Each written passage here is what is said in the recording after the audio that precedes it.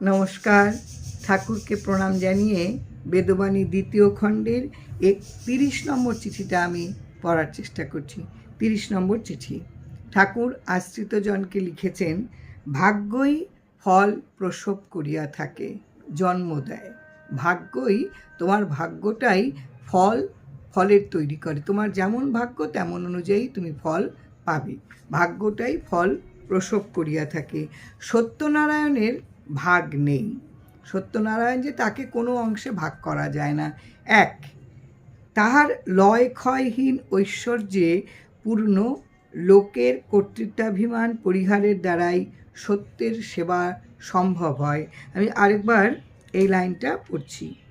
বলছেন, ভাগ্যই ফল প্রসব করিয়া থাকে। যার যেমন ভাগ্য সে সেই অনুযায়ী ফল পেয়ে থাকে, তার সেই অনুযায়ী ফল প্রাপ্তি হয়। ওটাই তৈরি হয় ফলটা, সেই অনুযায়ী তোমার ভাগ্য অনুযায়ী তোমার ফল তৈরি হয়, ফল প্রসব হয়। সত্যনারায়ণের ভাগ নেই। সত্যনারায়ণ, ঠাকুর বলছেন, কলিতে উদ্ধার করবে একমাত্র সত্যনারায়ণ। এই সত্যনারায়ণের কোনো ভাগ নেই। তাহার লয় ক্ষয়হীন ঐশ্বর্যে পূর্ণ। সত্যনারায়ণের কোনো লয় ক্ষয় কিচ্ছু হয় না, এবং ঐশ্বর্যে সে পূর্ণ। লয় ক্ষয়হীন ঐশ্বর্যে পূর্ণ হচ্ছে সত্যনারায়ণ। তার কোনো ভাগ হয় না, বরঞ্চ কোনো দিনে তার কোনো কিছু ক্ষয় হয় না, তার নাশ হয় না, তার বিনাশ নেই, সে হারিয়ে যায় না, তলিয়ে যায় না, একদম সমস্ত ঐশ্বর্য তার মধ্যে আছে। লোকের কর্তৃত্বাভিমান পরিহারের দ্বারাই সত্যের সেবা সম্ভব হয়। আমার ভেতরের কর্তৃত্বের বোধ যদি আমি ত্যাগ করতে পারি, তাহলেই আমি সত্যের সেবা করতে পারবো। সত্যের সেবা মানে সত্যের উপাসনা, সত্যের সাধনা, সত্যের ব্রত আমার এটা করা সম্ভব হবে। যতক্ষণ পর্যন্ত আমার ভেতরে কর্তৃত্ব বোধ থাকবে, ততক্ষণ পর্যন্ত আমি কোনো দিনই সত্যের সেবা করতে পারবো না।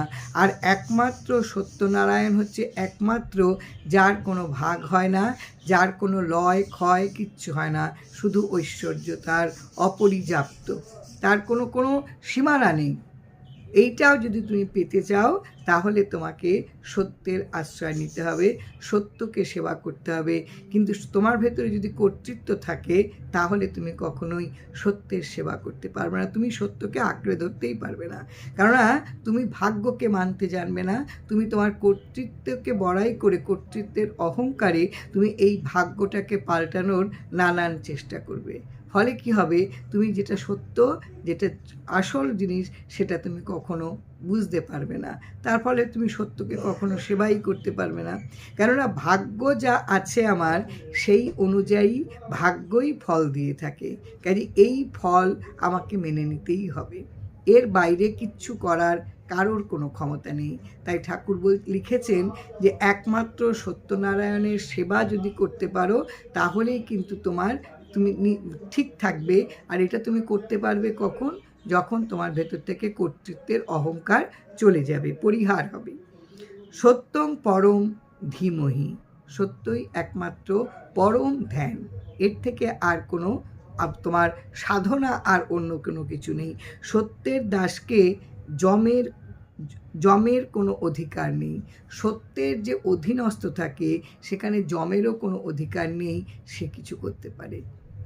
তাহলে কি অপূর্ব চিঠি ঠাকুর আশ্রিতজনকে লিখেছেন। এবং আশ্রিতজনের সেই মুহূর্তের মনের যদি কোনো বিড়ম্বনা হয়ে থাকে, ভাগ্য যদি তাকে কোনোভাবে বিড়ম্বিত করে থাকে, এই চিঠি সেই সময় তার মনকে কতটা সান্ত্বনা দিয়েছে, তা সত্যি সত্যি বলা বাহুল্য। তিনি লিখেছেন, ভাগ্যই ফল প্রসব করিয়া থাকে। তুমি ভাগ্যের জন্য এত অস্থির হয়ে পড়ো না, ভাগ্য তোমাকে ফল দেবে। তুমি যেমন ভাগ্য তৈরি করে রেখেছ, তেমনই তুমি ফল পাবে। এটা নিয়ে তুমি কখনো চিন্তা করতে যাবে না, ভাগ্য তোমাকে ফল দেবে। সত্যনারায়ণের ভাগ নেই, তার কখনো তাকে খণ্ড করা যায় না। তাহার লয় ক্ষয়হীন ঐশ্বর্যে পূর্ণ। এই সত্যনারায়ণ হচ্ছে লয় ক্ষয়হীন ঐশ্বর্যে একেবারে পরিপূর্ণ। লোকের কর্তাভিমান পরিহারের দ্বারাই সত্যের সেবা সম্ভব হয়। প্রত্যেকটা জনের কর্তৃত্বাভিমান, কর্তৃত্বের যে অহংকার, এটাকে যদি পরিহার করতে পারে, এটাকে যদি ত্যাগ করতে পারে, তাহলে সে সত্যের সেবা করতে পারবে। যতক্ষণ পর্যন্ত বন্ধন থেকে মুক্ত না হবে, ততক্ষণ পর্যন্ত সে সত্যের সেবা করতে পারবে না।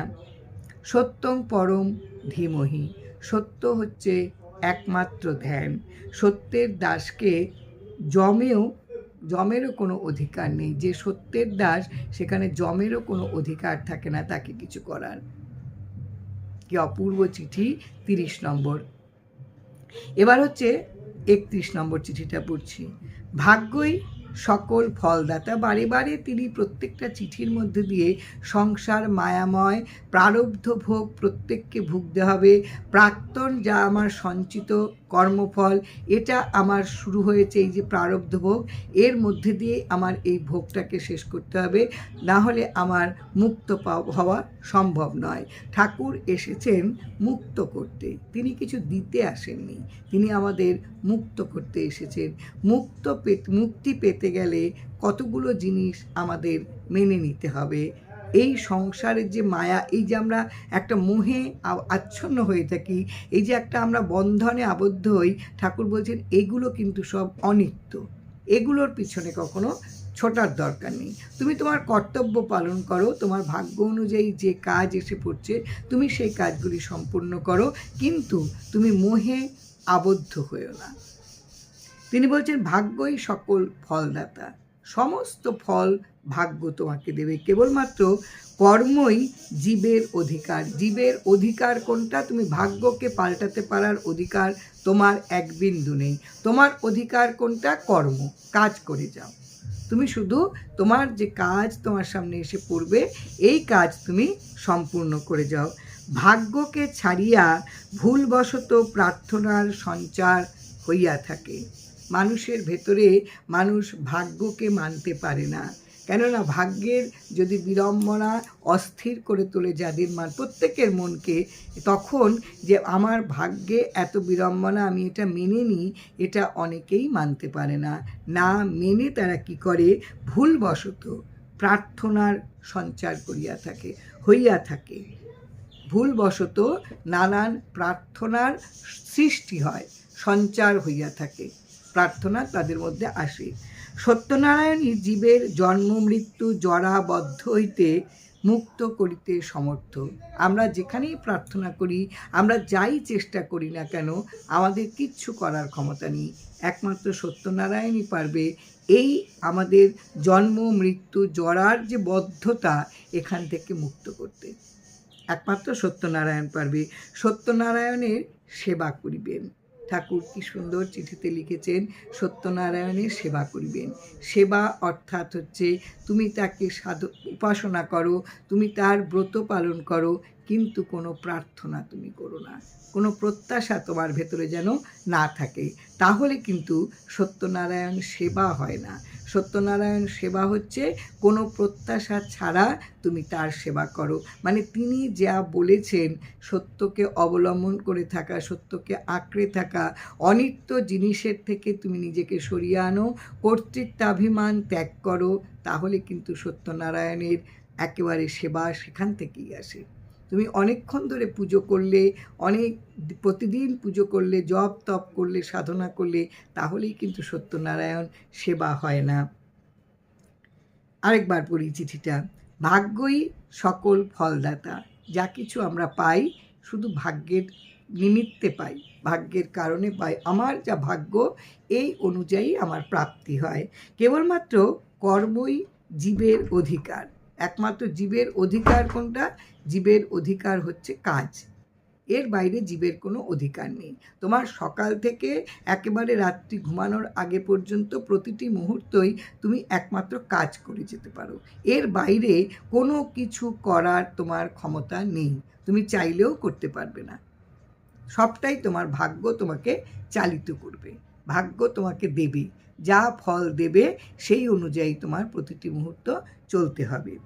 ভাগ্যকে ছাড়িয়া এই ভাগ্যটাকে মানতে পারে না কেউই।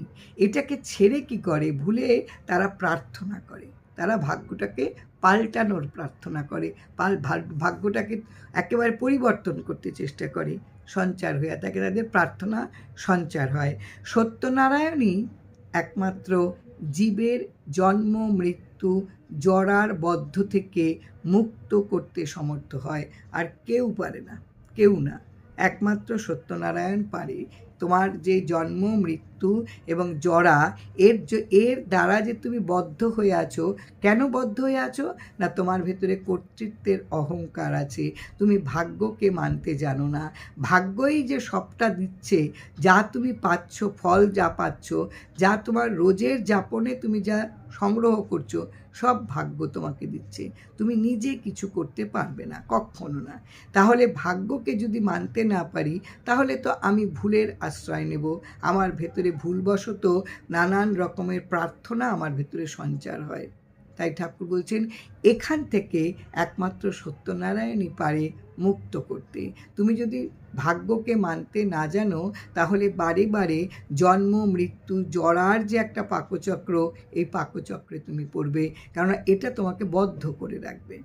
সত্যনারায়ণের সেবা করতে ঠাকুর বলছেন, সত্যনারায়ণের সেবা করলে তোমার ভেতর থেকে কর্তৃত্বের যে অহংকার, তোমার ভেতরে যে নানান বদ্ধতা, এগুলো দূর হয়ে যাবে। অপূর্ব চিঠি, এই চিঠিগুলো আমাদের প্রত্যেক দিনের জন্য অত্যন্ত প্রয়োজন, কেননা আমরা কিন্তু কিছুতেই মানতে পারি না, মানতে জানি না যে আমার ভাগ্য অনুযায়ী প্রতিটি মুহূর্ত আমার চলছে, কাজে ভাগ্যকে আমার মেনে নিতেই হবে। 32 নম্বর চিঠিটা মাত্র এক লাইন, যার জন্য এটাও একটু পড়ছি আমি। ঠাকুর লিখেছেন, অন্নপূর্ণা কুটিরে কোনরূপ অভাব থাকিতে পারে না। অন্নপূর্ণা যেখানটায় থাকে তার ঘরে কখনো কোনো অভাব হয় না। ব্যাস কেটে সকলই অভাব জানিবেন। আমরা যে ব্যাস কাটিয়ে যে একটা রেখা টেনে দিই, বৃত্তের মাঝখানে যে একটা রেখা টানি, এটাই জানবেন সব অভাব। আমার ঘরে যদি অন্নপূর্ণার ঘর, আমার কর্তৃত্ব নেই, আমি বন্ধন থেকে নিজেকে মুক্ত, আমি প্রতিদিন সত্যকে অবলম্বন করে সত্যের সেবা করি, এ তো অন্নপূর্ণার ঘর, অন্নপূর্ণার সংসার। ভাগ্য আমাকে যা দিচ্ছে তাই তো মেনে নিতে হবে। এটা যদি মানি, তাহলে এটা নিশ্চিত যে অন্নপূর্ণার কুটিরে কখনো অভাব থাকে না। আমরা নিজেরা নিজেদের যদি ভাগ করে ফেলি, নিজেদের যদি আমরা ব্যাস তৈরি করি, তাহলেই কিন্তু আমাদের মধ্যে অভাব বোধ হয়। অপূর্ব চিঠি, অপূর্ব চিঠি। আরেকবার আমি এই 3টে চিঠি আরেকবার পড়ি। আমাদের আসলে এই চিঠিগুলো পড়া এবং শোনা আমাদের প্রত্যেকের দরকার, প্রত্যেকের দরকার। যারা ইউটিউবে শুনছেন, প্লিজ তারা একটুখানি শেয়ার করে দেবেন, বা যদি সাবস্ক্রাইব করা না থাকে তাহলে একটু সাবস্ক্রাইব করে দেবেন, যাতে পরবর্তী যে আমি ঠাকুর প্রসঙ্গ বলবো, যাতে আপনার কাছে গিয়ে পৌঁছয়। এই চিঠিগুলো যদি আমরা প্রত্যেক দিন পড়ি বা প্রত্যেক দিন শুনি, শুনে যদি মনে এই প্রতিদিন যদি ঠাকুরের এই প্রসঙ্গগুলো আমাদের মনের প্রত্যেকটা জায়গায় আনাচে কানাচে যদি প্রবেশ করে, তাহলে পরিবর্তন হতে বাধ্য, এই মনের পরিবর্তন হতে বাধ্য। ঠাকুর লিখেছেন 31 নম্বর চিঠিতে, ভাগ্যই সকল ফলদাতা, কেবলমাত্র কর্মই জীবনের অধিকার। ভাগ্যকে ছাড়িয়া ভুলবশত প্রার্থনার সঞ্চার হইয়া থাকে। সত্যনারায়ণই জীবের জন্ম মৃত্যু জরাবদ্ধ থেকে মুক্তি করিতে সমর্থ। সত্যনারায়ণের সেবা করিবেন। 32 নম্বর চিঠিতে লিখেছেন, অন্নপূর্ণার কুটিরে কোনরূপ অভাব থাকিতে পারে না। ব্যাস কেটে সকলই অভাব জানিবেন। সব অভাব হয় আমরা যখন এটার মধ্যে একটা ছেদ কাটি, একটা ভাগ তৈরি করি, তাহলেই আমাদের মধ্যে অভাব বোধ আসে, এর বাইরে কোনো অভাব নেই। অপূর্ব চিঠি ঠাকুর আশ্রিতজনেদের কাছে লিখেছেন, এবং ওই সময় আশ্রিতজনের মনকে অনেকটা শান্ত করেছে। এখনও প্রতিদিন প্রতি মুহূর্তে যারা বেদবাণী পড়ি বা বেদবাণী শুনি, প্রত্যেকের মন কিন্তু শান্ত হয়, এবং শান্ত যদি মন হয়, শান্তি অবশ্যই আসে, শান্তি আসে। জয় রাম, জয় রাম।